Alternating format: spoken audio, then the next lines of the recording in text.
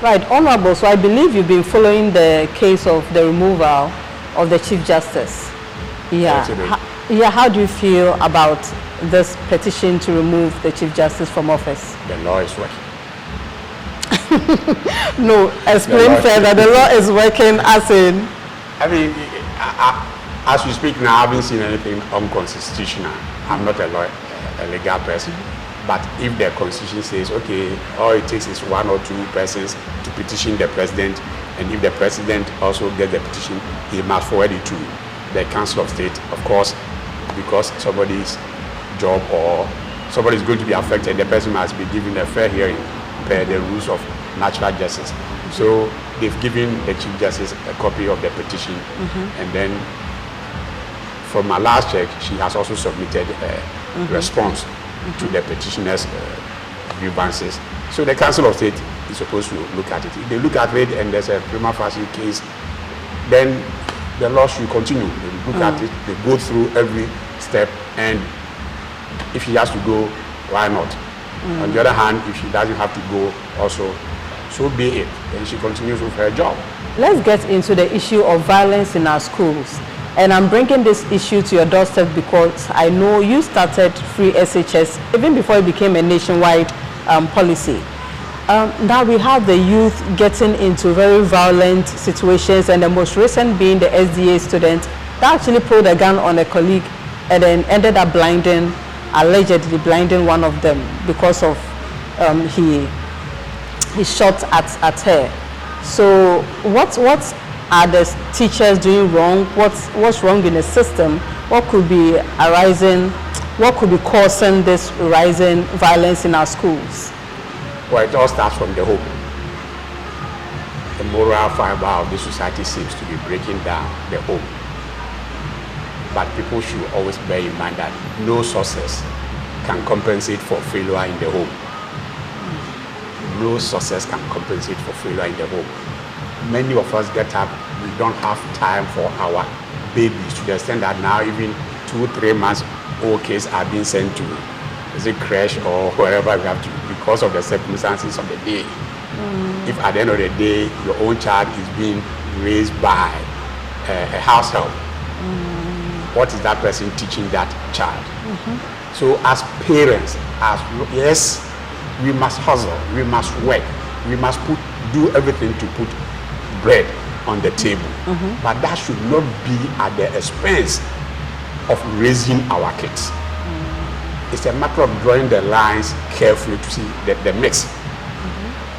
You know, we should not sacrifice the kids kind of, let me just continue working and hustling for the money just to come and feed them. That is not enough. By the time you acquire all those material things, your kids might have become armed robbers. Or they'll be in schools doing all the things you're talking about. You see. So please, my plea to the parents out there, let's get back home. Let's get back home. Let's see how we can apportion our times such that no matter the call on us from our workplace or whatever, it should not be at the expense of raising our kids.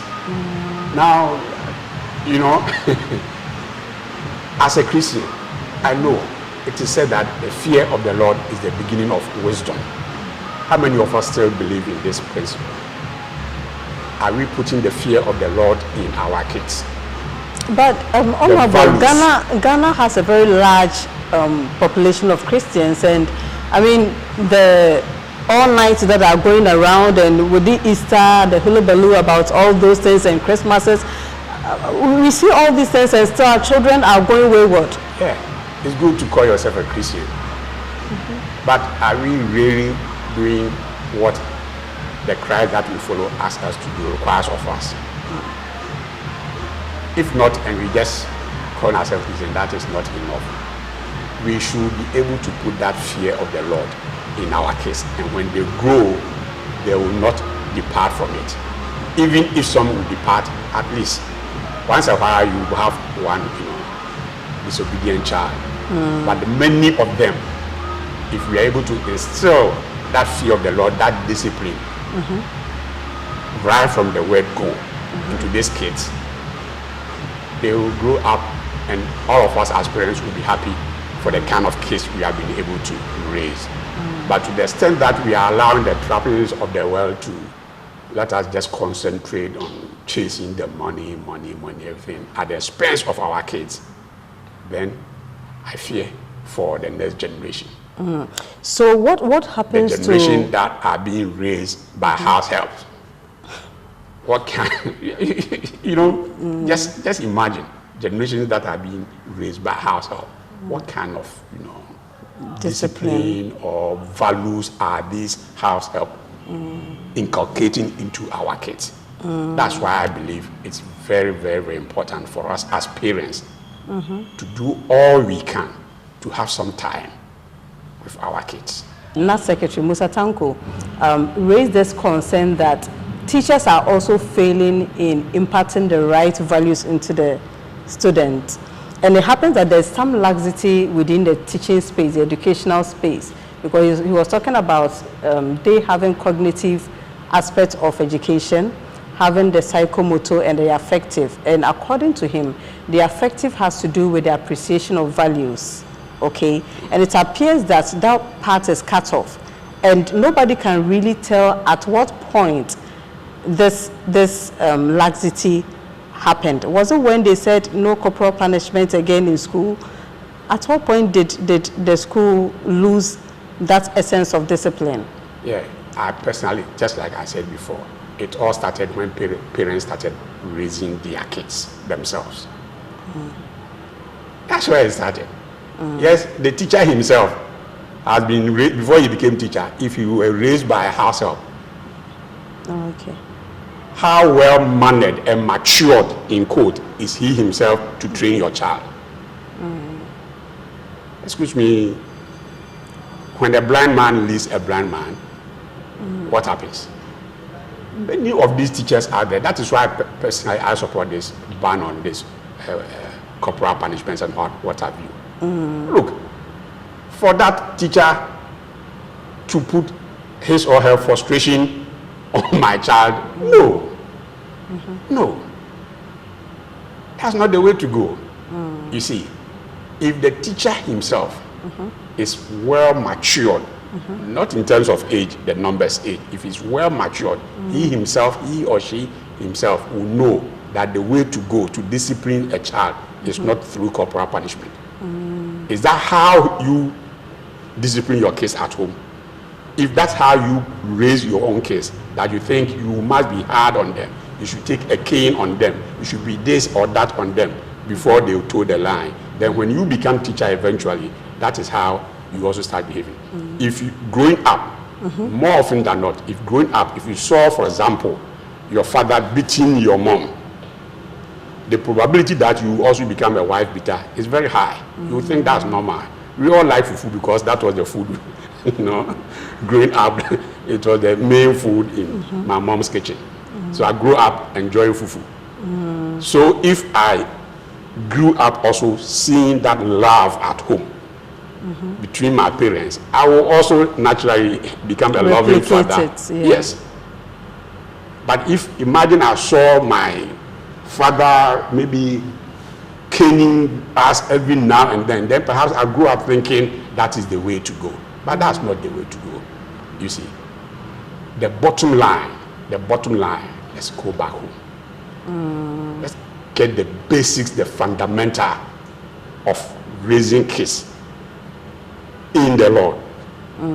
If we get those things right, the others will follow by themselves. Okay, so how about we started missing it when parents stopped parenting, not just like just rearing any other animal. Proper parenting, when that stopped, that is where all these things started coming up. But don't you also agree that globalization, I mean, is good for so many other purposes, but has brought children, has exposed them to all manner of cultures, which is un-Ghanaian. Yes. Yeah, so for those arguments, how do you treat it? Well, because we cannot also say that we don't want to globalize. No, but what is Ghanaian and what is un-Ghanaian? Not respecting your parent. Is it acceptable in any culture out there? No. Wrong is wrong everywhere. Good is good everywhere.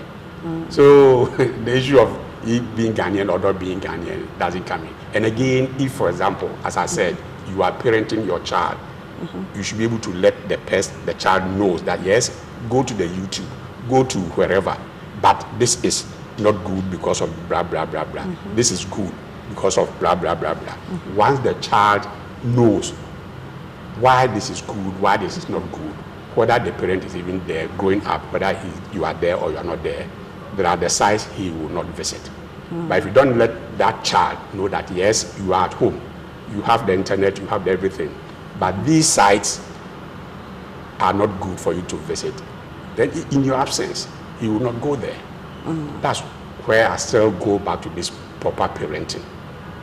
If you don't do that, then as you said, yes, if you don't teach your child, then the internet and the YouTubes and what have you will teach that child for you. You understand? Okay. Yes, because globalization has come to stay. They will go on the net, both at home, in school, or wherever. But what values have you inculcated in them? That is what will guide that child, that yes, even though all this stuff are out there on the net, no, they are not good size. Because of the values you have inculcated in him or her, you know that these are not good size. So even though my parent is not here, I will not go to that side, I will not open these ones. But if you don't do that, then yes, it turns on the TV, you are not home, and then they watch all kinds of things. They go on the YouTube and the others, and then they watch all those kinds of things. Let the child know what is right and what is wrong, right from the beginning. In the same way as I sit here, I don't eat snake because right from the beginning, I was not taught how to eat it. However, if I had been taught how to eat snake from the beginning, maybe it would have been a delicacy in my own kitchen as well. So the parenting, very, very important. Okay, so to the most current issue that is ongoing, the Boko conflict. Yeah. Yeah, what do you have to say about it? Because it has security implications on all of us as citizens. It's sad. It's sad and very, very unfortunate. My plea to our brothers and sisters in Boko is they should give peace a chance. I'm told Otumfuo will be coming back very soon to resume the whatever thing he was doing before. It's mediation, traveled. yeah. Mediation, yeah, before he traveled. It's my prayer that he can bring both sides together for them to believe that they are the same people, then they can coexist without these troubles, without these fights and bloodshedding. And they should find a permanent solution to that problem. It had been lingering for too long. For far too long. It's about time our brothers from the Mampusi and Kusasi land realize that they are the same people and they can live together. And the moment they agree to live together, the better for all of us. As we speak now, I'm told medical doctors are freeing from the place. I'm sure that schools have shut down and all these kinds of things. Who suffers? It is their own brothers and sisters that suffer at the end of the day. So what do they gain? If by the time you finish fighting, there are no schools in your place, you've burned down everybody's house, I mean, there's nothing to gain. Nothing at all to gain. So I'm pleading. And again, appealing to my fellow politicians, let's stay out of this. I know sometimes people get their votes out of by funding some of said conflicts. But if you became a president and all your citizens are maimed to some extent, infrastructure has been destroyed and what have you, I mean, so the politicians too, please, we should stay out of this. We can find better means of getting power rather than knocking people's head at each other. That's well said. But Honorable, back to politics. Yeah. Yeah, now that the NPP is in position, they are picking back the pieces. Yeah, so what do you have in stock for us? Being a communicator for the new patriotic party, yeah, where is this unity going to come from? what should the other factions do, I mean, to forge forward as a united party? Because recently, one Professor Ba, from KNUST, political lecturer, was suggesting that some members are thinking of breaking away from the MPP. So what are your thoughts on this? Well, I think divided we fall. You know, political parties are not fan clubs, so we don't just form parties for the fun or sake of having a political party. We form political parties to win power, and not the power is just for the power's sake, also to govern and manage our countries. So the only way NPP can achieve our aim, that is to win power, is to bring back everybody on board. Everybody. The elders should put their feet down and do all they can to bring all factions back on board, starting from the Rakubru base, the Nyaho Tamakros, the Alanche Mates, the Afokos, Nanawa Hinintos, whoever this prof you are talking about, all these people left for whatever reasons, one reason or the other. Yes, the Hawks can say, oh, they can go, but I don't believe in that. This regrouping, this rebuilding must be led by white doves, followed by ash doves, followed by colored doves. In other words, it should be led by doves. If we do not do that and allow the Hawks to come in at this stage, we will remain a political party, but to get power it becomes difficult.